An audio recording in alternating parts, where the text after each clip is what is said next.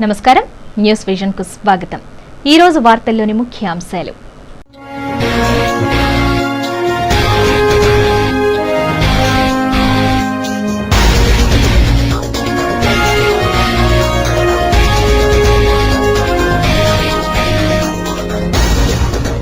రాష్ట్రంలో రాజకీయ అనిశ్చితి నెలకొంది। నలుగురు మంత్రులున్న ఉపాధ్యాయుల సమస్యలు పరిష్కారం కాకపోవటం దౌర్భాగ్యం। ఎమ్మెల్సీ ఎండపల్లి శ్రీనివాసులు।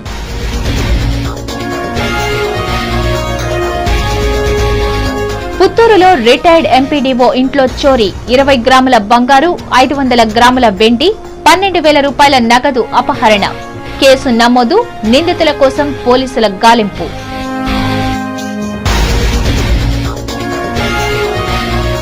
అధికారాన్ని అడ్డుపెట్టుకుని అక్రమ ఆస్తులు కూడగట్టిన మంత్రి గల్లాపై బహిరంగ విచారణ జరపాలి। తుడా మాజీ చైర్మన్ చెవిరెడ్డి భాస్కర్ రెడ్డి డిమాండ్।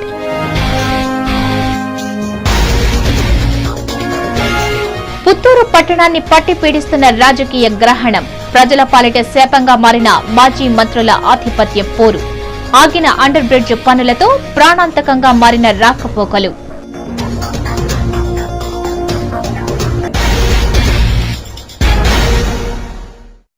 వార్తల్లోని వివరాలు। ఉపాధ్యాయ సమస్యలపై నిరంతరం ఉద్యమాలు నిర్వహిస్తున్నామని ఎమ్మెల్సీ ఎండపల్లి శ్రీనివాసులు తెలిపారు। ఆదివారం చిత్తూరు యూటీఎఫ్ కార్యాలయంలో యూటీఎఫ్ జిల్లా కార్యవర్గ సమావేశానికి ఎమ్మెల్సీ హాజరయ్యారు। ఈ సందర్భంగా శ్రీనివాసులు రెడ్డి మాట్లాడుతూ రాష్ట్రంలో రాజకీయ అనిశ్చితి నెలకొందని అన్నారు। ఈ నేపథ్యంలో విద్యాశాఖకు 9 మంత్రులున్న ఉపాధ్యాయ సమస్యలపై ఏమాత్రం దృష్టి సారించలేదని అన్నారు। ప్రధానంగా 1,70,000 మంది అప్రెంటిస్ టీచర్లకు అప్రెంటిస్ విధానం రద్దు చేయాలని, స్పెషల్ టీచర్లకు నోషనల్ ఇంక్రిమెంట్లు ఇవ్వాలని డిమాండ్ చేశారు। యూటీఎఫ్ జిల్లా అధ్యక్షులు శ్రీరామ్మూర్తి మాట్లాడుతూ జిల్లాలో యూటీఎఫ్ పక్షాన ఉపాధ్యాయుల సమస్యలపై ఎప్పటికప్పుడు ఉద్యమాలు నిర్వహిస్తున్నట్లు తెలిపారు। ఈ కార్యక్రమంలో యూటీఎఫ్ కార్యదర్శి సోమచంద్రారెడ్డి తదితరులు పాల్గొన్నారు। 7వ తరగతి నుండి డిగ్రీ, పీజీ విద్యను అభ్యసించి నిరుద్యోగులుగా ఉన్న యువతకు రాజీవ్ యువకరణాల పథకం ద్వారా ఉద్యోగావకాశాలను కల్పించేందుకు ఆదివారం చిత్తూరు మండల అభివృద్ధి అధికారి కార్యాలయంలో పేర్లను నమోదు చేసుకున్నారు। సుమారు 400 మంది నిరుద్యోగులు ఉద్యోగాల కోసం పేర్లు నమోదు చేసుకున్నారు। ఈ సందర్భంగా ఎంపీడీఓ బాలకృష్ణారెడ్డి మాట్లాడుతూ 7 నుండి 10వ తరగతి, inter, diploma, PG, MCA, MBA చదివిన వారికి రాష్ట్ర ప్రభుత్వం రాజీవ్ యువకరణాల ద్వారా శిక్షణనిచ్చి వివిధ కంపెనీలలో ఉద్యోగావకాశాలు కల్పించడం జరుగుతుందని తెలిపారు। చిత్తూరు మండలంలో 3 పర్యాయాలు ఇంటర్వ్యూలు నిర్వహించడం జరుగుతుందని ఎంపీడీఓ తెలిపారు। 16 భాగాలకు సంబంధించి ట్రైనింగ్ కార్యక్రమం ఉంది, అలాగే డైరెక్ట్ ప్లేస్మెంట్ కూడా ఉంది। ఈ పేర్లన్నీ నమోదు చేసుకొని డిఆర్డీఏ వాళ్ళు మరి 12వ తేదీ అంటే వచ్చే నెల నవంబర్ 12వ తేదీ వీళ్ళకు ట్రైనింగ్ ఎవరైతే ఏ విభాగంలో ట్రైనింగ్ ఉన్న అవసరం ఉందో వాళ్ళకి అక్కడ వచ్చి ఆ ట్రైనింగ్ కార్యక్రమంలో వాళ్ళకు కార్డు ఇస్తారు, ఎంట్రీ కార్డు, అక్కడ జాయిన్ కావచ్చు। లేదు డైరెక్ట్ ప్లేస్మెంట్ కావాలనుకుంటే నవంబర్ 14వ తేదీ డైరెక్ట్ ప్లేస్మెంట్ సంబంధించి మరి ఆ కంపెనీ వాళ్ళు వచ్చేసి ఇంటర్వ్యూస్ జరుపుకుంటారు। అది కూడా అర్హులైన వాళ్ళందరినీ సెలెక్ట్ చేయడం జరుగుతుంది। రాష్ట్ర మంత్రి గల్లా అరుణకుమారి అధికార దుర్వినియోగానికి పాల్పడుతూ అక్రమ ఆస్తులు సంపాదించారని, ఆమె ఆస్తులపై బహిరంగ విచారణ జరిపించాలని తుడా మాజీ చైర్మన్ చెవిరెడ్డి భాస్కర్ రెడ్డి డిమాండ్ చేశారు। తిరుపతి ప్రెస్ క్లబ్ లో ఏర్పాటు చేసిన విలేకరుల సమావేశంలో చెవిరెడ్డి భాస్కర్ రెడ్డి మాట్లాడుతూ మంత్రి గల్లా అరుణకుమారి తనను రాజకీయంగా అణగదొక్కటానికి ప్రయత్నిస్తున్నారని ఆరోపించారు। అందులో భాగంగానే ఇటీవల అటవీ శాఖ అధికారిపై దాడి చేశానని కేసులు నమోదు చేయించారని పేర్కొన్నారు। తాను ప్రజా సమస్యల కోసం, నమ్ముకున్న సిద్ధాంతాల కోసం పోరాటాలు చేస్తానని, ప్రజాబలం ఉన్నంతకాలం మంత్రి అధికార బలం తననేమీ చేయలేదని అన్నారు। మంత్రికి ధైర్యం ఉంటే తాను దాడి చేశానని చెబుతున్న అటవీ శాఖ అధికారి చేత అతని భార్యా పిల్లలపై ప్రమాణం చేయించాలని సవాల్ విసిరారు। మంత్రి గల్లా అరుణకుమారి అధికారాన్ని అడ్డుపెట్టుకుని అక్రమ ఆస్తులను కూడగట్టుకున్నారని ఆరోపించారు। కరకంబాడిలో పేద ప్రజలకు చెందిన 250 కోట్ల రూపాయలు విలువ చేసే 500 ఎకరాలను 50 లక్షలు ప్రభుత్వానికి చెల్లించి తీసుకునే ప్రయత్నం చేయటం అవినీతి కాదా అని ప్రశ్నించారు। అమర్రాజా కంపెనీకి ప్రభుత్వం 19.15 ఎకరాలను కేటాయిస్తే ఈ రోజు 3010 ఎకరాలకు ఎలా విస్తరించిందో చెప్పాలన్నారు। పలమనేరు సమీపంలో ప్రభుత్వ నిబంధనలకు విరుద్ధంగా రైతుల పంట పొలాలను లాక్కునలేదా అని ప్రశ్నించారు। ఇలా వేల ఎకరాల ప్రభుత్వ భూమిని ఆక్రమించుకున్న మంత్రి గల్లాపై విచారణ చేయాలని డిమాండ్ చేశారు। R&B మంత్రిగా గల్లా కోట్ల రూపాయలు కమిషన్లు పుచ్చుకున్నారని అన్నారు. బీఓటీ కింద 3 రోడ్ల మంజూరుకు గాను ప్రైవేటు కంపెనీల వద్ద 175 కోట్ల రూపాయలను లంచంగా తీసుకున్నారని ఆరోపించారు. వైట్ కాలర్ అవినీతిపై బహిరంగ చర్చకు సిద్ధమా అని ఆయన సవాల్ విసిరారు. ఈ విలేకరుల సమావేశంలో పలువురు వైఎస్ఆర్ కాంగ్రెస్ పార్టీ నాయకులు పాల్గొన్నారు. చాలా మంది చెప్తున్నారు గల్లారు ఉత్తమరాలని నిజాయితీపరురాలని. నేను అడుగుతున్న కరకంబాల్లో 760 సర్వే నంబర్లో 8 ఎకరాల 50 సెంట్లు, 766 సర్వే నంబర్లో 6 ఎకరాల 50 సెంట్లు కోట్లు విలువ చేసే గిజరూల్ ల్యాండ్స్ తీసుకుని దాని కాంపన్సేషన్ గా ఎర్రవారిపల్లిలో భూములు ఇస్తావా? ఎర్రవారిపల్లిలో భూములు విలువ ఎంత? కరకంబాల్లో ఉన్న భూములు విలువ ఎంత? కరకంబాల్లో సర్వే నంబర్ 144, 147, 148, 150, 762 పేద ప్రజలకు చెందిన 250 కోట్లు విలువ చేసే 500 ఎకరాల భూమిని కేవలం 50 లక్షలు ప్రభుత్వానికి చెల్లించి నువ్వు భూములు తీసుకోవడం అవినీతి కాదని అడుగుతున్నా. అదే కరకంబాల్లో 649, 705, 718 నుంచి 761 సర్వే నంబర్ వరకు 1011 ఎకరాల 64 సెంట్లు ప్రభుత్వ భూమిని స్వాధీనంలో లేదా అని అడుగుతున్నా. B13290/99 లో కేవలం ప్రభుత్వం కేటా ఇచ్చింది ఆ సర్వే జీవో నెంబర్ ప్రకారం 19 ఎకరాలు అయితే సుమారు 3000 ఎకరాల భూమి అడవి ప్రాంతం అంతా ఆంధ్రలోకి ఎలా వచ్చిందని అడుగుతున్నా. పూతలపట్ల పెట్టిన మీ జ్యూస్ ఫ్యాక్టరీలో సిండికేట్ చేసి రైతుల కడుపు కొడుతున్నది, పేద రైతుల మామిడి రైతుల కడుపు కొడుతున్నది మీరు కాదని అడుగుతున్నా. చంద్రగిరి నియోజకవర్గంలో 5 సార్లు నేను ఎమ్మెల్యేగా గెలిపిస్తే రోడ్లు వేయడానికి అక్కడ దిక్కు లేదు, కానీ 60 కోట్ల R&B నిధులతో నీ కంపెనీకి నీ ఫ్యాక్టరీకి ఓవర్ బ్రిడ్జి కట్టుకుంటావా? ఇది అవినీతి కాదా అని అడుగుతున్నా. మీరు చేస్తున్న వైట్ కాలర్ అవినీతిపై చర్చకి సిద్ధం. మైనర్ బాలికను ప్రేమించి పెళ్లి చేసుకుంటానని నమ్మించి సహజీవనం చేసి పెళ్లి చేసుకోవాల్సి వస్తుందన్న కారణంగా కిరాతకంగా హత్య చేసి బాలికను బావిలో పడవేసిన ఘటనకు సంబంధించిన మిస్టరీని చిత్తూరు పోలీసులు ఛేదించారు. ఆదివారం చిత్తూరు డీఎస్పీ రాజేశ్వర్ రెడ్డి ఈ ఘటనకు సంబంధించి మీడియాతో మాట్లాడుతూ తవణంపల్లె మండలం బీసీ కాలనీకి చెందిన మురుగేషన్ కుమార్తె గాయత్రి 9వ తరగతి చదువుతోంది. ఈ నేపథ్యంలో స్థానిక కట్టమంచికి చెందిన మెకానిక్ జగదీష్తో పరిచయమైందని తెలిపారు. ఇతనికి ఇదివరకే వివాహమైంది. గాయత్రిని ప్రేమించినట్లు నటించి 2 నెలలు సహజీవనం చేసి తర్వాత పెళ్లి చేసుకోవాల్సి వస్తుందన్న కారణంగా కట్టమంచి పొలాల్లోకి గాయత్రిని తీసుకువెళ్లి గొంతు నులిమి హత్య చేశాడు. ఆ తర్వాత కాళ్లకు బండరాయిని కట్టి పాడుబడ్డ బావిలో పడేశాడు. స్థానికుల సమాచారం మేరకు పోలీసులు కేసు నమోదు చేసి దర్యాప్తు చేయగా బీసీ కాలనీకి చెందిన మురుగేషన్ కుమార్తె గాయత్రిగా గుర్తించారు. దర్యాప్తులో నిందితులు జగదీష్, అతని బావమరిది యుగంధర్ అని తేలగా వారిని అరెస్టు చేసి రిమాండ్కు పంపినట్లు డీఎస్పీ తెలిపారు. ఈ అమ్మాయి అక్క మన పీసీఆర్ కాలేజీలో చదువుతా ఉంది అమ్మాయి. ఆ అమ్మాయి చెప్పడం సమాచారం ఏమంటే గతంలోనే ఈమె బతుకున్నప్పుడు అమ్మాయి తనకు ఫోన్ చేసి నేను ఈ జగదీష్ అనే ఒక మెకానిక్ మన చిత్తూరు చెందిన మెకానిక్తో నేను కలిసి జీవిస్తున్నాను, అతన్ని ప్రేమించినాను, అతనితో శారీరక సంబంధం కూడా ఉంది, ఇక నేను ఇంటికి వెళ్ళను, నేను అతన్ని పెళ్లి చేసుకుంటానని చెప్పడం జరిగింది. అది ఫోన్లో కూడా చాలా రోజులు కాంటాక్ట్ ఉండి ఈ జూలై నెల నుంచి ఫోన్లో ఆమెకు కాంటాక్ట్ పోయింది. దానివల్ల ఆమె వాళ్ళు ఏదో ఎక్కడో ఉంటుందో నాకు ఫోన్లో కాంటాక్ట్ దొరకడం లేదని వాళ్ళ అక్క కూడా అనుకొని మరి కామ్గా ఉండడం జరిగింది. ఈ అమ్మాయి తనను పెళ్లి చేసుకోకపోతే తప్పదు, మీరు ఖచ్చితంగా పెళ్లి చేసుకోవాలని ఒక గట్టిగా పట్టుబట్టడంతో వాళ్ళ అన్న బామర్ది యుగంధర్ అనే ఇంకో మెకానిక్ని పిలిపించేసి ఆ పాడుబడిన బావి దగ్గర తీసిపోయి తను ఒకసారి మళ్ళీ చివరాఖరిగా ఒకసారి మరి శారీరకంగా అనుభవించేసి ఇమ్మీడియట్గా అమ్మాయి గొంతు నులిమి తాడుతో బిగించేసి ఓ రాయితో కట్టేసి బాయిలో వేయడం జరిగింది. రాజకీయ పార్టీలకు అతీతంగా జరిగే బీసీ ఆత్మగౌరవ బహిరంగ సభను జయప్రదం చేయాలని బీసీ సంక్షేమ సంఘం జిల్లా ప్రధాన కార్యదర్శి మధుసూదన్ రావు పిలుపునిచ్చారు. ఆదివారం స్థానిక మంగళం రోడ్డులోని ఓ ప్రైవేట్ కార్యాలయంలో ఏర్పాటు చేసిన విలేకరుల సమావేశంలో ఆ సంఘం జిల్లా ప్రధాన కార్యదర్శి మధుసూదన్ రావు మాట్లాడుతూ బీసీలకు చట్టసభల్లో రిజర్వేషన్ కల్పించాలని తమ సంఘం రాష్ట్ర అధ్యక్షులు కృష్ణయ్య అనేక పోరాటాలను సాగిస్తున్నారని అన్నారు. బీసీలకు రాజ్యాంగం కల్పించిన హక్కులను సాధించుకోవటానికి ఉద్యోగాల్లో రిజర్వేషన్, ప్రమోషన్లు కల్పించాలని, విద్యార్థులకు స్కాలర్షిప్లు అందజేయాలని, హాస్టళ్లలో వసతులను మెరుగుపరచాలని కోరుతూ వచ్చే నెల 6వ తేదీన కాళహస్తిలో బీసీల రణభేరి బహిరంగ సభను నిర్వహించనున్నామని తెలిపారు. రాజకీయ పార్టీలకు అతీతంగా బీసీల ఆత్మ గౌరవం కోసం నిర్వహిస్తున్న రణభేరిని జయప్రదం చేయాలని పిలుపునిచ్చారు. ఈ బహిరంగ సభకు ముఖ్య అతిథిగా ఆర్ కృష్ణయ్య హాజరవుతారని పేర్కొన్నారు. అంతకుముందు రణభేరికి సంబంధించిన పోస్టర్లను ఆవిష్కరించారు. ఈ కార్యక్రమంలో ఆ సంఘం నాయకులు మహేష్, రాంబాబు, రమేష్ బాబు, సుధాకర్, సుదర్శన్ పాల్గొన్నారు. చట్టసభలో బీసీల రిజర్వేషన్, బీసీ ఎంప్లాయీస్ ప్రమోషన్లో రిజర్వేషన్, బీసీల మహిళలకి ప్రత్యేకమైన పథకాన్ని ప్రవేశపెట్టి వాళ్ళకి ఒక ప్రత్యేక మహిళా బిల్లును కూడా బీసీ మహిళా బిల్లును వెంటనే పార్లమెంటులో ప్రవేశపెట్టాలని, అలాగే బీసీ విద్యార్థుల యొక్క భవిష్యత్తు మీదన వాళ్ళ స్కాలర్షిప్స్ కానీ, ఫీజు రీఇంబర్స్మెంట్ కానీ, వాళ్ళ బీసీ హాస్టల్స్ల గురించి కూడా శిక్షా వేదికలో ప్రసంగించడం జరుగుతుంది. ఈ యొక్క కార్యక్రమానికి చిత్తూరు జిల్లా బీసీలందరూ కూడా రాజకీయ పార్టీలకి అతీతముగా ఈ కార్యక్రమాన్ని జయప్రదం చేయాలని కోరుకుంటూ తాళాలు వేసి ఉన్న రిటైర్డ్ ఎంపీడీఓ ఇంట్లో గుర్తు తెలియని వ్యక్తులు చొరబడి 20 గ్రాముల బంగారు నగలు, 500 గ్రాముల వెండిని అపహరించుకుపోయిన సంఘటన పుత్తూరు పట్టణంలో ఆలస్యంగా వెలుగు చూసింది.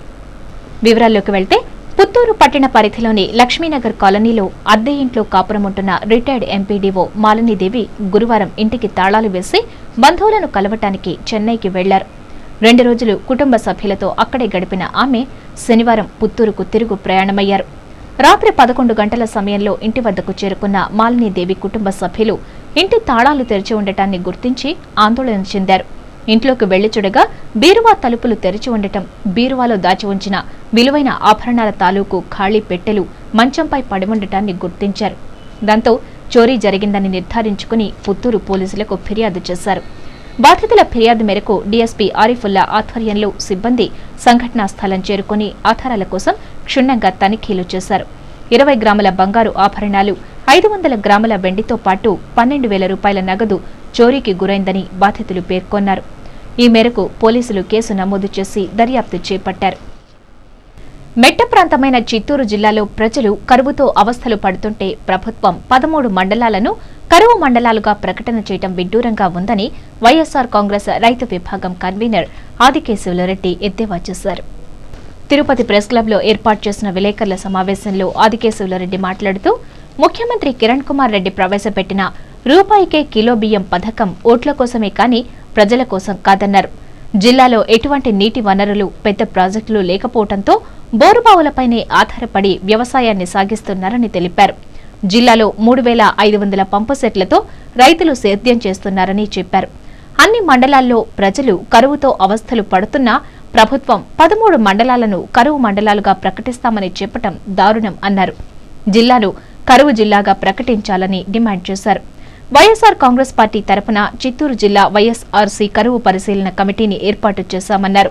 జిల్లాలోని 14 నియోజకవర్గాల్లో ఈ కమిటీ పర్యటించి అధ్యయనం చేసి నివేదికను తయారు చేస్తుందని తెలిపారు. ఈ నివేదికను జిల్లా కలెక్టర్కు నవంబర్ 14న అందజేస్తామని పేర్కొన్నారు. కమిటీ కన్వీనర్గా వాల్మీకిపురం మండలానికి చెందిన రైతు నాయకులు కేశవరెడ్డిని నియమించినట్లు ఆయన పేర్కొన్నారు. ఈ విలేకరుల సమావేశంలో వైఎస్ఆర్సీ కరువు పరిశీలన కమిటీ కన్వీనర్ కేశవులరెడ్డి, సభ్యులు దామరపాటి గుణశేఖర్ నాయుడు, హేమంత్ కుమార్, మనోహర్ నాయుడు, చెంగారెడ్డి పాల్గొన్నారు. మన చిత్తూరు జిల్లాలో సుమారు 35,000 పంపు సెట్ల కింద సేద్యం జరుగుతూ ఉంది. పోయిన ఖరీఫ్ సీజన్ లో వేరుశెనగ పంట మొత్తం పూర్తిగా ఈ జిల్లాలో తుడుచుకుపోయింది. అధిక దిగుబడి వచ్చినటువంటి వరి ధాన్యానికి రేటు లేకుండా పోయింది. 1 కోటి మెట్రిక్ టన్నుల చెరుకు పంట దిగుబడి చేస్తే పంచదార పరిశ్రమలకు తోలితే ప్రభుత్వం ప్రకటించిన కనీస గిట్టుబాటు ధర ఇంతవరకు చేరకుండా ఉంది. దాని మీద విసిగి బెల్లం తయారు చేస్తే ఇన్ని రోజులు బెల్లం మీద ఆంక్షలు విధించారు. ప్రస్తుతం ఆంక్షలు ఎత్తివేసాము అంటున్నారు. కానీ బెల్లం రేటు మటుకు పడిపోయింది. ఒకప్పుడు క్వింటాల్ 4,000 రూపాయలు, ఒకటో రకం 3,800, ఈ రోజు కేవలం 2,500 రూపాయలకి ఒకటో రకం బెల్లం రైతు నుంచి కొనుగోలు చేస్తున్నారు. అమ్మే వాళ్ళు మధ్య దళారీలు మటుకు బాగుపడుతున్నారు. కాంగ్రెస్ ప్రభుత్వం అవినీతిలో కూరుకుపోయి ప్రజల సమస్యలను పట్టించుకోవడం లేదని తెలుగుదేశం పార్టీ నాయకులు ఆరోపించారు. ఆదివారం స్థానిక ఎమ్మారిపల్లి జనచైతన్య యాత్రలను తెలుగుదేశం పార్టీ నిర్వహించింది. పంచాయతీ కార్యాలయం సమీపంలో ఏర్పాటు చేసిన పార్టీ జెండాను నగర పార్టీ అధ్యక్షుడు ఆర్సీ మునికృష్ణ ఆధ్వర్యంలో ఎమ్మారిపల్లి కన్వీనర్ మునికృష్ణారెడ్డి ఆవిష్కరించారు. అంతకు ముందు పార్టీ వ్యవస్థాపక అధ్యక్షుడు ఎన్టీ రామారావు చిత్రపటానికి పూలమాలలు వేసి ఘనంగా నివాళి అర్పించారు. కేంద్ర రాష్ట్ర ప్రభుత్వాలకు వ్యతిరేకంగా నినాదాలు చేశారు. అనంతరం ర్యాలీ నిర్వహించారు. ర్యాలీలో అవినీతికి వ్యతిరేకంగా ముద్రించిన కరపత్రాలను ప్రజలకు పంపిణీ చేశారు. ఈ సందర్భంగా తెలుగు యువత అధికార ప్రతినిధి వట్టికుంట శంకర నారాయణ చిన్నబాబు మాట్లాడుతూ కేంద్ర రాష్ట్ర ప్రభుత్వాలు కుంభకోణాల్లో ప్రజాధనాన్ని దోచుకుంటున్నాయన్నారు. ప్రజల సమస్యలను విస్మరించిన అధికార పార్టీ నాయకులు స్వంత ప్రయోజనాల కోసం పాటుపడుతున్నారని ఆరోపించారు. నిత్యావసర ధరలు ఆకాశాన్ని అంటుతున్నా ప్రభుత్వం అదుపు చేయడంలో విఫలమవుతుందన్నారు. ప్రజా చైతన్య యాత్రలో భాగంగా అవినీతిపై ప్రజలలో చైతన్యం తీసుకురావడమే ధ్యేయమన్నారు. ₹1 కిలో బియ్యంతో ప్రజల్ని పంపివ్వడం కిరణ్ కుమార్ రెడ్డికి పద్ధతి కాదు. అదేవిధంగా మీరు మిగతా వస్తువులపై దృష్టి సాధించండి. కేంద్ర రాష్ట్ర ప్రభుత్వాలు ప్రజల మీదపై అధిక భారం పెట్రోల్ కానీ ఇతర వస్తువులు కానీ పెరించి సామాన్య మానవుడు ఆంధ్రప్రదేశ్లో బతకలేని పరిస్థితి తీసుకొచ్చి రాష్ట్ర హద్దులు దాటి పక్క రాష్ట్రాలకు వెళ్ళిపోయి పరిస్థితి తీసుకొచ్చున్నారు. కరువు మండలాలు ప్రకటించినారు. కేవలం 12-13 మండలాలు ప్రకటించేసి మీరు తప్పించుకునే ప్రయత్నం చేస్తున్నారు. ఒక్కసారి మీరు హైదరాబాద్ నుంచి రాష్ట్ర పల్లెలు నలుమూల తిరగండి. ఇక రాష్ట్ర రైతు పరిస్థితులు కానీ విద్యార్థుల పరిస్థితులు కానీ ఉద్యోగ సమస్యలు కానీ తెలుస్తాయి. సీనియర్ నాయకులు మాధవయ్య మాట్లాడుతూ తెలుగుదేశం పార్టీ పాలనలో చంద్రబాబు నాయుడు ప్రజల సమస్యల పరిష్కారం వైపే దృష్టి మళ్లించారని పేర్కొన్నారు. కాంగ్రెస్ ప్రభుత్వం జేబులు నింపుకోవడం ధ్యేయంగా నాయకులు పరుగులు తీస్తున్నారని ఆరోపించారు. సీఎం, పీఎం, మంత్రులు, ఇతర నాయకులు వారి వారి కుర్చీలను కాపాడుకునేందుకే సమయం సరిపోతున్నదని, ఇక ప్రజల సమస్యలపై దృష్టి సారించే సమయం దొరకడం లేదన్నారు. ₹10 ఇస్తాము, నువ్వు ఈ పొద్దు ₹10 అమ్ముతా ఉన్నది. మేము మాత్రం రూపాయి చేసినామని పొగడతా ఉన్నారు. కానీ ఏమి చేసినా వీళ్ళు కుంభకోణాలు తప్పితే ఏమి చేసినా ఈ గవర్నమెంట్, ఈ కాంగ్రెస్ గవర్నమెంట్ ఎన్ని చెప్పింది ఆ రోజు వచ్చేటప్పుడు. ఈ పొద్దు సోనియా గాంధీ చెప్తున్నారు నిన్న ఇదేంటి ధరలు మాదిరిగా అయిపోయినాయని. అది కళ్ళు చెవులు లేవా ఇంతవరకు? సీఎం ఏం చేస్తున్నాడు, సీఎం ఏం చేస్తూ ఉన్నారు? వాళ్ళ కుర్చీలు కాపాడుకునే దానికి వాళ్ళు కుంభకోణాలు చేస్తూ ఉన్నారు. కానీ ఇంకా ఏరే విధంగా ప్రజలకు పనికొచ్చే పనులు ఒకటి చేయటం లేదు. ఎమ్మరపల్లి టీడీపీ కన్వీనర్ రామచంద్రారెడ్డి మాట్లాడుతూ అవినీతి రహిత సమాజ నిర్మాణం కోసం టీడీపీ నేత చంద్రబాబు నాయుడు చేస్తున్న జన చైతన్య యాత్రలను విజయవంతం చేయాలన్నారు. ఎమ్మరపల్లి పంచాయతీ త్రాగునీటి సమస్యతో ప్రజలు అవస్థలు పడుతున్నారని ఆవేదన వ్యక్తం చేశారు. పంచాయతీ పాలకులు సమస్యలపై స్పందించడం లేదని విమర్శించారు. ఈ కార్యక్రమంలో దేశం నాయకులు మస్తాన్ నాయుడు, నీలం బాలాజీ, బీజీ కృష్ణ యాదవ్, జగన్నాథం రెడ్డి, కొండారెడ్డి, ఊట్ల సురేందర్ నాయుడు తదితరులు పాల్గొన్నారు. పుత్తూరులో నాగుల చవితి వేడుకలను అత్యంత భక్తి శ్రద్ధలతో జరుపుకున్నారు. నాగదేవతకు ప్రత్యేక పూజలు చేసి మొక్కులు తీర్చుకొని నోములు నోచుకున్నారు. నాగుల చవితి పండుగ సందర్భంగా పుత్తూరు పట్టణంలో ఆరేటమ్మ ఆలయం భక్తులతో కిటకిటలాడింది. గ్రామ దేవతగా పూజలు అందుకుంటున్న ఆరేటమ్మకు ప్రత్యేక పూజలు నిర్వహించి ఆలయ ప్రాంగణంలోని పుట్టకు విశేష పూజలు చేశారు. నాగదేవతకు ప్రీతిపాత్రమైన పాలు, గుడ్లను సమర్పించి బెల్లం, నువ్వులతో చేసిన చిమ్మిలిని నైవేద్యంగా సమర్పించారు. జంట రావి చెట్లకు రక్ష బంధనను చుట్టి మిగిలిన దారాన్ని కంకణాలుగా ధరించి నాగదేవత కటాక్షాన్ని పొందారు. అలాగే దీపావళి రోజున నోము నోచుకోని వారు నాగుల చవితి రోజున భక్తి శ్రద్ధలతో పూజలు చేసి నోము నోచుకున్నారు. పండుగ ప్రాముఖ్యతను దృష్టిలో ఉంచుకొని ఆలయ నిర్వాహకులు, సిబ్బంది భక్తుల సౌకర్యార్థం ప్రత్యేక చర్యలు చేపట్టారు. నాగుల చవితి రోజు అక్కడ నుండి విష్ణు వాహనం కానీ ఆ యొక్క పరమేశ్వరుడి యొక్క నీలకంఠంలో ధరించినటువంటి యొక్క నాగేంద్రుడు కానీ ఆ చవితి రోజున నుండి ఆ యొక్క భూమికి దిగి వచ్చిన రోజు అన్నమాట. ఆ రాగి చెట్టు అంటే అశ్వత్థ వృక్షము కింద ఆ యొక్క ముల్లోక దేవతలు కూడా ఉంటారు. కాబట్టి ఎక్కడైనా కూడా ఇదే విధంగా నాగప్రతిష్ఠ అనేటువంటిది రాగి చెట్టు కిందే జరుగుతుందన్నమాట. ఎందుకంటే మూలతో బ్రహ్మరూపాయ అంటే మూలం అంటే మొట్టమొదటి కాండలో వచ్చేసి బ్రహ్మదేవుడు ఉంటారన్నమాట. మధ్యతో విష్ణు రూపిణి ఆ వృక్షం మధ్యలో విష్ణువు లక్ష్మితో సహా కూడి ఉంటారన్నమాట. తర్వాత అగ్రతో శివరూపాయ అంటే చివరిన శివుడు కూడా కొలువై ఉంటారన్నమాట. అందుచేత వారి యొక్క వాహన సేవ కొరకు ఆ యొక్క రాగి చెట్టు కింద ఈ యొక్క ఆదిశేషుడు అనేటువంటి విగ్రహాలని అక్కడ ప్రతిష్టాపన చేస్తారన్నమాట. ఈ యొక్క నాగ ప్రతిమలకు కానీ ఈ యొక్క రాగి వృక్షానికి కానీ సూత్రము ఎందుకు కడతారంటే బంధనం. సూత్రం అంటే బంధనం అన్నమాట. ఆ యొక్క సూత్రముతో ఈ యొక్క భక్తులందరూ కూడా పూజ చేసేటువంటి కూడా ఆ యొక్క శేష అయినటువంటి యొక్క సర్పరాజు ఇక్కడ తిష్ట వేసుకొని ఉండడం కోసం, బంధనం కోసం ఈ యొక్క సూత్రాన్ని పర్యవేక్షిస్తారన్నమాట. ధరల పెరుగుదలతో సామాన్య మధ్యతరగతి ప్రజలు నష్టాల ముసుగులో పరిశ్రమలు మూతపడడంతో కార్మిక సోదరులు ఇబ్బందులకు గురవుతున్న కేంద్ర రాష్ట్ర ప్రభుత్వాలు పట్టించుకోవడం లేదని ఏఐటీయూసీ రాష్ట్ర ప్రధాన కార్యదర్శి ఓబులేష్ విమర్శించారు. ఏఐటీయూసీ జిల్లా సమితి 12వ మహాసభల్లో భాగంగా ఆదివారం స్థానిక నగర ఏఐటీయూసీ కార్యాలయం నుండి ర్యాలీ ప్రారంభమైంది. గాంధీ విగ్రహం, రైల్వే స్టేషన్, కర్నాల వీధి, ఆర్సీ రోడ్డు, అన్నమయ్య సర్కిల్, బైరాగు పట్టణ మీదుగా గంధమనేని శివయ్య భవన్ వరకు ర్యాలీ సాగింది. ఈ ర్యాలీని రాష్ట్ర ప్రధాన కార్యదర్శి ఓబులేష్ ప్రారంభించారు. ర్యాలీ అనంతరం 12వ మహాసభలకు సంబంధించిన సమావేశం జరిగింది. ఈ సందర్భంగా రాష్ట్ర ప్రధాన కార్యదర్శి ఓబులేష్ మాట్లాడుతూ కేంద్ర రాష్ట్ర ప్రభుత్వాలు కార్మిక చట్టాలను తుంగలో తొక్కుతూ కార్మికులను అవస్థల పాలు చేస్తున్నాయన్నారు. 2010లో సార్వత్రిక సమ్మె, 2011లో పార్లమెంటు ముట్టడి చేసినప్పటికీ కార్మికుల సమస్యలను కేంద్ర ప్రభుత్వం పట్టించుకోలేదని ఆరోపించారు. దేశంలో కాంట్రాక్టు విధానాన్ని రద్దు చేయాలని నిబంధన ఉన్నప్పటికీ ప్రభుత్వం కాంట్రాక్టు పద్ధతిలోనే ఉద్యోగ నియామకాలు జరుపుతోందని విమర్శించారు. కనీస వేతనాల చట్టాన్ని అమలు చేయడం లేదన్నారు. ఓ ఉద్యోగిని కనీస వేతనం 12,500 రూపాయలు తక్కువ లేకుండా చూడాలన్నారు. కార్మికుల సమస్యలను పరిష్కారం కోసం కేంద్ర రాష్ట్ర ప్రభుత్వాలు దృష్టి సారించాలని కోరారు. ఈ కార్యక్రమంలో ఏఐటీయూసీ సిపిఐ నాయకులు హరినాథ్ రెడ్డి, తులసేంద్ర, రామచంద్రయ్య, చిన్నం పెంచలయ్య, మురళి, రాధాకృష్ణ తదితరులు పాల్గొన్నారు.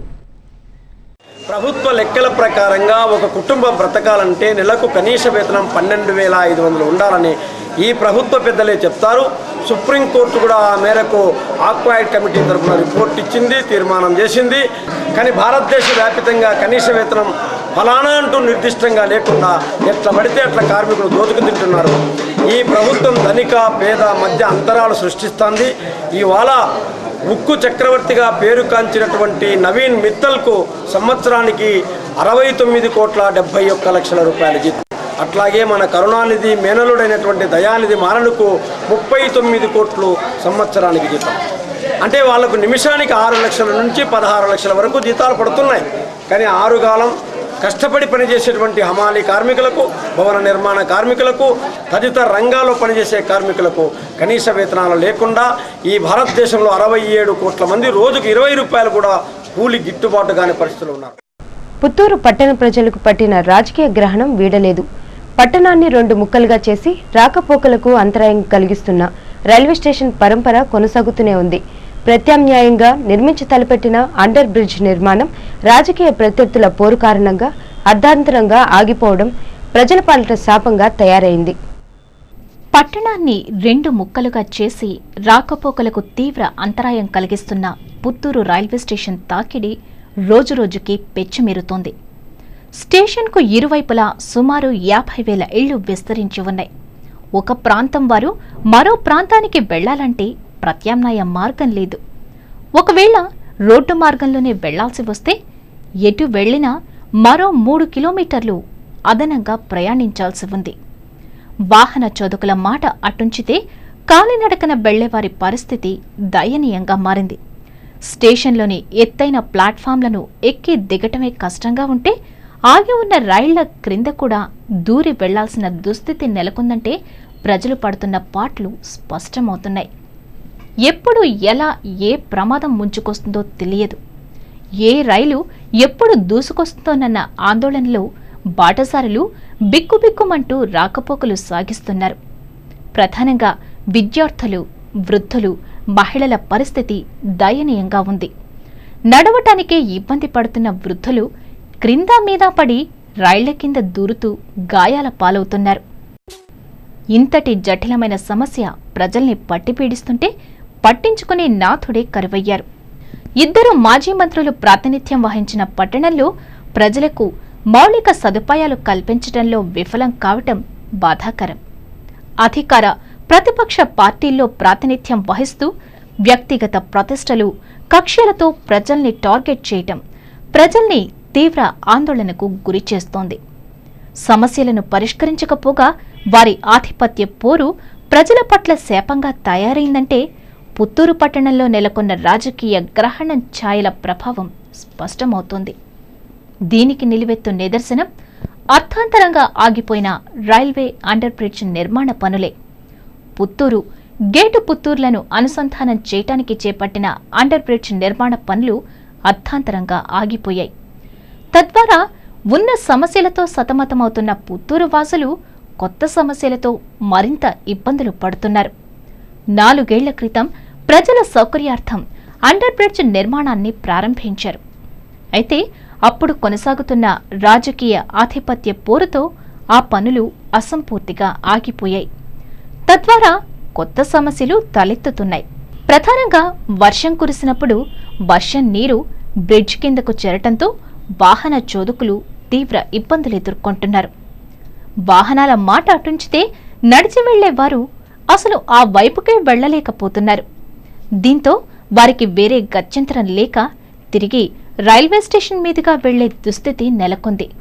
బ్రిడ్జ్ పనులు పూర్తయితే ఎన్నో ప్రయోజనాలు ఉన్నా అది జరిగే పరిస్థితి కనిపించటం లేదు. ఓ మాజీ మంత్రి ఇంటి వద్ద వరకు బ్రిడ్జ్ పనులు జరగాలని పట్టుబడితే ప్రత్యర్థి మరో మాజీ మంత్రి మరో 100 మీటర్ల వరకు కొనసాగాలని ఒత్తిడి తీసుకొస్తున్నారనే ఆరోపణలు వినిపిస్తున్నాయి. దీంతో అధికార యంత్రాంగం వారి ఒత్తిడిలను తట్టుకోలేక పనులను కొనసాగించలేక సతమతమవుతున్నారు. ప్రజల ఓట్లతో పదవులు అనుభవించిన ప్రజాప్రతినిధులు వారి స్వార్థ రాజకీయ ప్రయోజనాల కోసం ప్రజల్ని ఇబ్బందులు పెట్టడం సరైంది కాదని స్థానికులు హెచ్చరిస్తున్నారు. రైలు ట్రాక్ ఆ పక్క 25,000 మంది, ఈ పక్క ఒక 25,000 మంది ఉన్నారు. ఒక్కొక్కరు ఈ పక్కకు పోవాలన్నా కూడా 3 కిలోమీటర్ల దూరం 4 కిలోమీటర్ల దూరం వెళ్ళి రావాల్సి వచ్చేది. అండర్ బ్రిడ్జ్ విషయంలో దీనికి రాజకీయ గ్రహణం చుట్టుకునింది. ఇది అసెంబ్లీలో కూడా 1 గంట సేపు ఎంతో భారీ ఎత్తున దీని గురించి రాష్ట్ర స్థాయి నాయకులు ఇద్దరు దీని గురించి పోరాడినారు. వాళ్ళు ఎంతెంతో ఒకరు నిలిపించాలని, ఒకరు చేయించాలని, ఒకరు ఈ వీధిలో ఒక మాజీ మంత్రి ఉన్నారు. ఆ మంత్రి ఆయన ఇంటికి ఎవరికే చేయాలన్నటువంటి భావంతో ఆయన ఉంటే ఆయన ఇంటికే దాటి ఇంకా ఒక 100 మీటర్లకు ఆ పక్క పోవాలా, ఇది ఏ పరిస్థితుల్లో ఈ రోజు నిలిపేదానికి లేదన్నటువంటి భావంతో ఆయన పని జరగనీయకుండా చేస్తూ వచ్చాడు. ఇప్పటికైనా ఆధిపత్య పోరు కొనసాగిస్తున్న రాజకీయ పెద్దలు తమ కుమ్ములాటలను పక్కన పెట్టి అండర్ బ్రిడ్జ్ పనులను పూర్తి చేయించి ప్రజలకి అందుబాటులోకి తీసుకురావాల్సిన అవసరం ఆసన్నమైంది. ఇకనైనా స్పందిస్తారో లేక ప్రజాగ్రహానికి గురవుతారో వారే నిర్ణయించుకోవాలి. తిరుమలలో దళారుల హవా కొనసాగుతూనే ఉంది. దళారీ వ్యవస్థను నిర్మూలించాలని టీటీడీ యంత్రాంగం ఎన్ని సంస్కరణలు చేపట్టినా దళారులకు అడ్డుకట్ట వేయలేకపోతున్నారు. సాక్షాత్తు స్వామివారికి ప్రత్యక్షంగా నిత్య కైంకర్యాలు చేస్తున్న ఆలయ ప్రధాన అర్చకుల పేరును అడ్డుపెట్టుకుని అక్రమాలకు పాల్పడుతున్నారంటే తిరుమలలో కొనసాగుతున్న దళారుల దందా ఏపాటిదో స్పష్టమవుతోంది. తిరుమలలో ఓ దళారి టీటీడీ కంగుతినే స్ట్రోక్ ఇచ్చాడు. సాక్షాత్తు ఆలయ ప్రధాన అర్చకులు రమణ దీక్షితుల పేరును అడ్డుపెట్టుకుని శ్రీవారి సేవా టికెట్లను ఇప్పిస్తామని చెప్పి పలువురు భక్తులను మభ్యపెడుతూ వారి దగ్గర నుండి 5,000, 10,000 రూపాయల వసూళ్లకు పాల్పడుతున్న ఓ దళారీ వైఖరి టీటీడీ యంత్రాంగాన్ని ఆందోళనకు గురిచేసింది. వివరాల్లోకి వెళ్తే శ్రీవారి సేవా టికెట్లను ఇప్పిస్తానని, ఆర్జిత సేవా టికెట్లు, ప్రత్యేక దర్శనాలను కల్పిస్తానని ఆలయ ప్రధాన అర్చకులు రమణ దీక్షితుల పేరును వాడుకుంటున్న ఓ దళారిని తిరుమల 1 టౌన్ పోలీసులు ఆదివారం అదుపులోకి తీసుకున్నారు. అతని వద్ద ఉన్న 30,000 రూపాయల నగదును స్వాధీనం చేసుకున్నారు. అయితే పోలీసుల విచారణలో ఆ దళారీ ద్వంద్వ వైఖరిని ప్రదర్శించారు. రమణ దీక్షితులు తరపున ఏజెంటుగా పనిచేస్తున్నానని, భక్తులకు రమణ దీక్షితుల పేరు చెప్పటం తప్పని పోలీసుల విచారణలో అంటున్నాడు. అయితే ఈ దళారి కడపకు చెందిన వాసుగా పోలీసులు గుర్తించారు. విషయం తెలుసుకున్న రమణ దీక్షితులు మాత్రం వాసుపై పోలీసులకు ఫిర్యాదు చేసి చర్యలు తీసుకోవాలని కోరారు. ఇదిలా ఉండగా ఈ దళారి గతంలో రమణ దీక్షితుల పేరును అడ్డం పెట్టుకుని భక్తులకు సుప్రభాత సేవా టికెట్లను విక్రయిస్తూ పోలీసులకు పట్టుబడ్డాడు. పోలీసులు కేసు నమోదు చేయగా బెయిల్పై బయటకు వచ్చి తిరిగే వ్యాపారాన్ని రమణ దీక్షితుల పేరుతో ప్రారంభించటం గమనార్హం. అయితే తిరుమల సీఐ గిరిధర్ ఆధ్వర్యంలో ఎస్ఐ రవి తన సిబ్బందితో వాసుని అదుపులోకి తీసుకున్నప్పటికీ అధికారికంగా ప్రకటించలేదు. రమణ దీక్షల వారికి నాకు ఎటువంటి పరిచయం లేదు. నాకు గురువులతో సమానం. ఒక రకంగా నేను వారికి ఏకలవ్య శిష్యుడిని సార్. నేను వారంటే చాలా అభిమానము, గౌరవము కూడా. వారి పేరు ఉపయోగించి నేను అమౌంట్ డిమాజిట్ తీసుకున్నాను. ఒక 2 సార్లు వారికి నేను ఉత్తరం కూడా రాసుకున్నాను సార్. మేము ఒక 45 నిమిషాలు మాకు పర్మిషన్ కేటాయించండి స్వామి, మేము క్షమాపణ కోరుకోవాలని పెట్టుకున్నాను. స్వామివారు కరుణించలేదు. వారికి నా మీద కోపం ఉంది. నేను చేసింది మహాపురుషులైన వారి మీద చేసింది తప్పేసాను. మొత్తం ఎంత అమౌంట్ వసూలు చేసుకున్నాం? 30,000 ఫోన్ చేసి ఏమడతారు? అదే రమణ దీక్షితులు వారు మాట్లాడుతున్నారు. నువ్వే రమణ దీక్షితులు చెప్తావా? డబ్బులు తీసుకునేటప్పుడు ఎవరు తీసుకుంటారు? డబ్బులు ఎవరు వాళ్ళే తెచ్చిస్తారు సార్. నవంబర్ 1 నుండి గోవాలో జరగనున్న టగ్ ఆఫ్ వార్ జాతీయ పోటీలకు హాజరు కానున్న చిత్తూరుకు చెందిన 2 జట్లకు టీడీపీ నాయకులు పులిపర్తి నాని యూనిఫామ్ అందజేశారు. ఆదివారం చిత్తూరు పీసీఆర్ కళాశాలలో 18 మంది క్రీడాకారులకు యూనిఫామ్ అందజేశారు. అండర్ 19 టగ్ ఆఫ్ వార్ జాతీయ పోటీలకు చిత్తూరుకు చెందిన బాలబాలికల జట్లు ఎంపికయ్యాయి. ఈ మేరకు గోవాకు వెళ్తున్న వారికి టీడీపీ నాయకులు నాని, దొరబాబు, మాజీ ఎంపీ దుర్గారామకృష్ణ, బాలాజీ నాయుడు తదితరులు టీడీపీ తరపున సంపూర్ణ సహకారం ఉంటుందని తెలిపారు.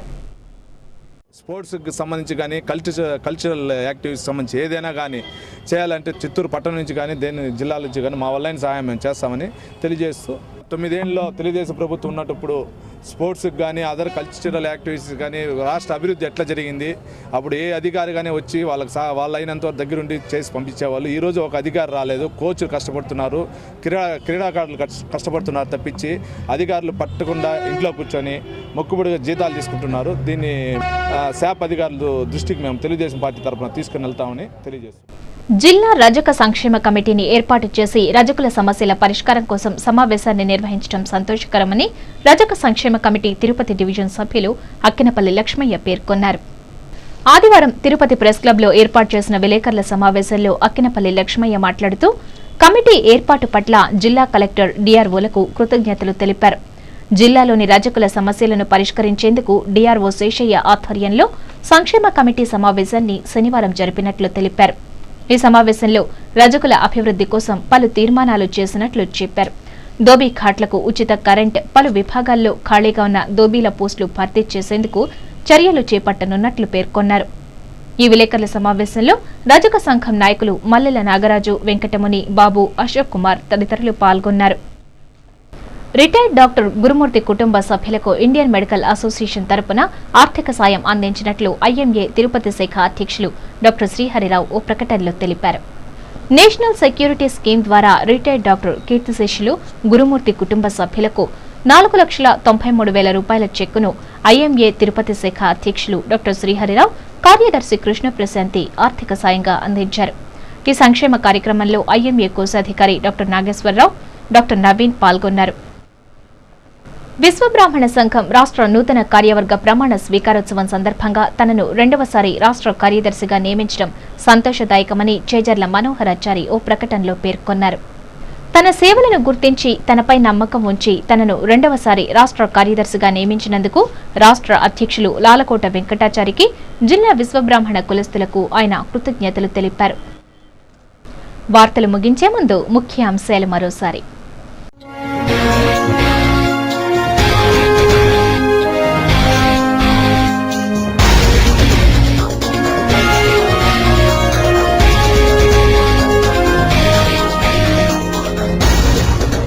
రాష్ట్రంలో రాజకీయ అనిశ్చితి నెలకొంది.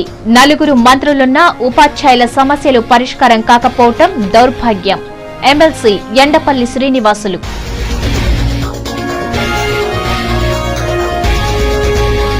పుత్తూరులో రిటైర్డ్ ఎంపీడీఓ ఇంట్లో చోరీ, 20 గ్రాముల బంగారు, 500 గ్రాముల వెండి, 12,000 రూపాయల నగదు అపహరణ. కేసు నమోదు, నిందితుల కోసం పోలీసుల గాలింపు.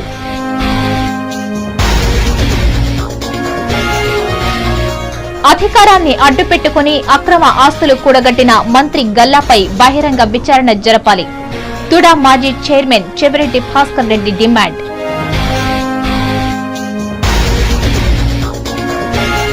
పుత్తూరు పట్టణాన్ని పట్టి పీడిస్తున్న రాజకీయ గ్రహణం. ప్రజల పాలిట శాపంగా మారిన మాజీ మంత్రుల ఆధిపత్య పోరు. ఆగిన అండర్ బ్రిడ్జ్ పనులతో ప్రాణాంతకంగా మారిన రాకపోకలు.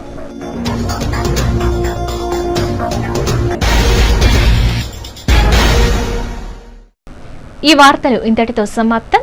సమగ్ర సమాచారంతో న్యూస్ విజన్ లో మళ్లీ కలుసుకుందాం. అంతవరకు సెలవు. నమస్కారం.